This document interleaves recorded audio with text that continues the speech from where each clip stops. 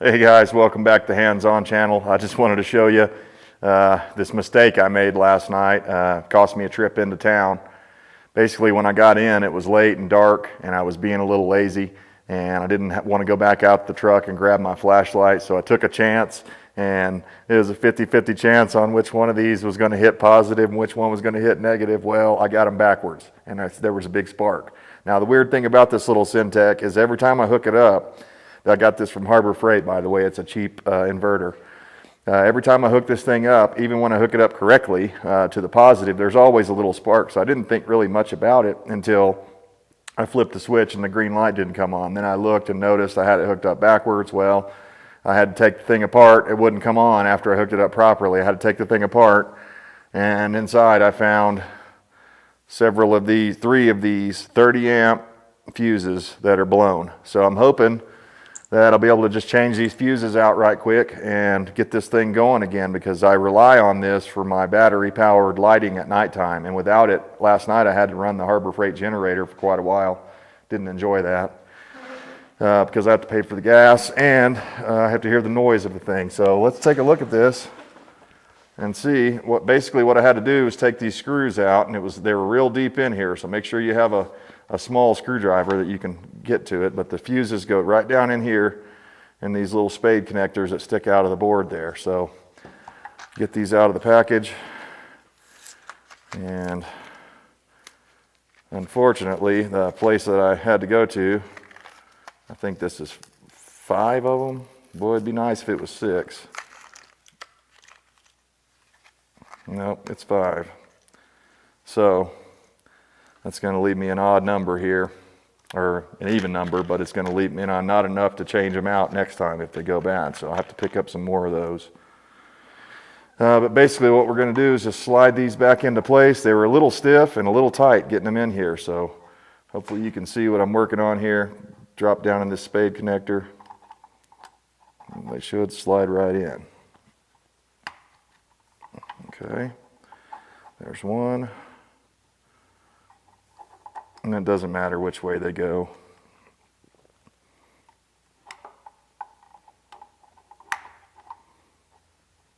And you can see hopefully how tight they are together.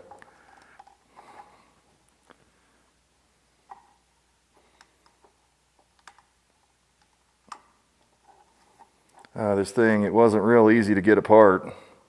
I didn't have the right size screwdriver, so what I had to end up doing was taking the ones I could get out, the 2 top bolts, or the screws, I could get those out, but yeah, this one's going to fight me. I might have to get my needle nose to put this one in.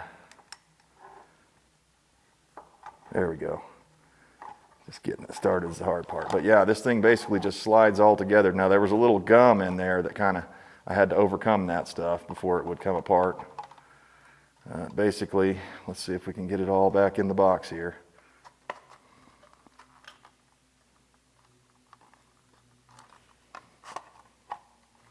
Looks like that wire needs to be tucked over to the side there. Okay. Now I cracked my case, that's what I was trying to say. I had to. I couldn't get the thing apart, and I didn't want to have to go in town and buy a screwdriver just to take this dadgum thing apart. So what I decided to do was go ahead and crack the thing open, literally, and I'm just going to use 2 screws, and it feels loose on the bottom. I'm going to put some Gorilla Tape on there because I have got to get this thing. I need this thing to work. But yeah, you can probably see the trouble that I ran into is that these screws are set very deep in these pockets here, and I didn't bring a whole set of screwdrivers with me. I've only got a couple of these type of screwdrivers here, so there's my problem. Hopefully these 2 screws on the top, and like I said, if I need to, I'll throw a little Gorilla Tape in there. Okay, I can't tell if that one went in or not.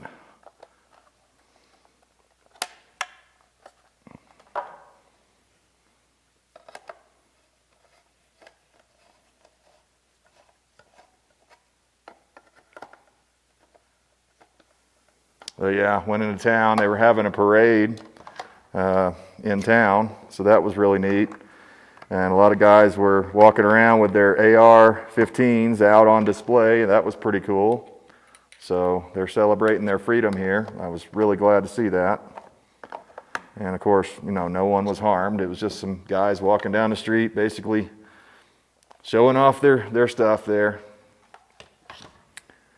But yeah, it was neat. They had a bunch of old timers, riding tractors and, just parade stuff that you would see. Okay, now this side was it was stuck on there pretty good. So I think it's because of this USB port right here that I've never even used on this thing.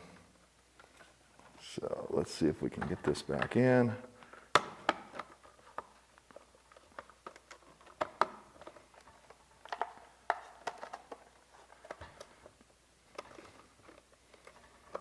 think that's it. Drop a couple of screws down. Yeah, and I usually, don't like to destroy stuff to get it apart like that, but I really had no choice. I thought I was going to be able to get the thing working last night. I thought maybe it might have glass fuses in there, and I had some glass fuses, but it did not. And truth be told, I really need to put a fuse in the line, like right here on the positive or the negative, and probably the positive. And then that way, if I did that and I accidentally hooked it up backwards, or maybe my wife did or something, then it would blow the fuse here in the line rather than blowing it inside the machine here. But I'm hoping that this is going to work, so fixing to find out. Moment of truth. Put these terminals back on. This thing has been a pretty good little inverter. I mean, now it's not super clean power. I wouldn't want to run a computer on it or anything like that, anything electronically sensitive, because I'm sure it's not a pure sine wave. It's a square wave pattern, but it's been a pretty good system so far for me just for running lights. Now, I wouldn't want to run a lot more off of it because this one's only like I think it's a 700, let's see, 750 watt continuous, 1500 watt peak. And so we're fixing to plug this thing in and see if it works.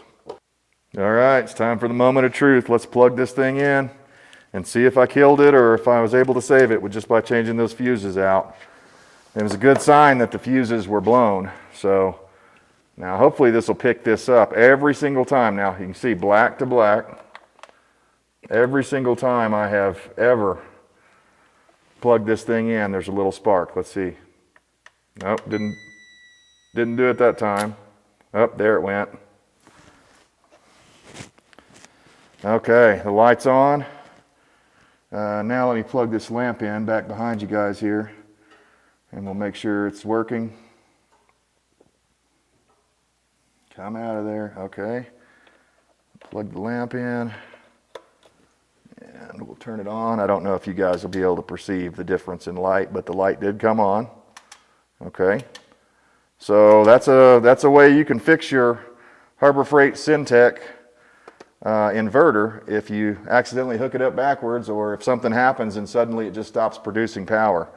After getting inside of it, I don't think I would have had to take the front cover off. I probably could have just taken the back cover off. So you may try that. Just take these two wires loose, of course take them off the battery.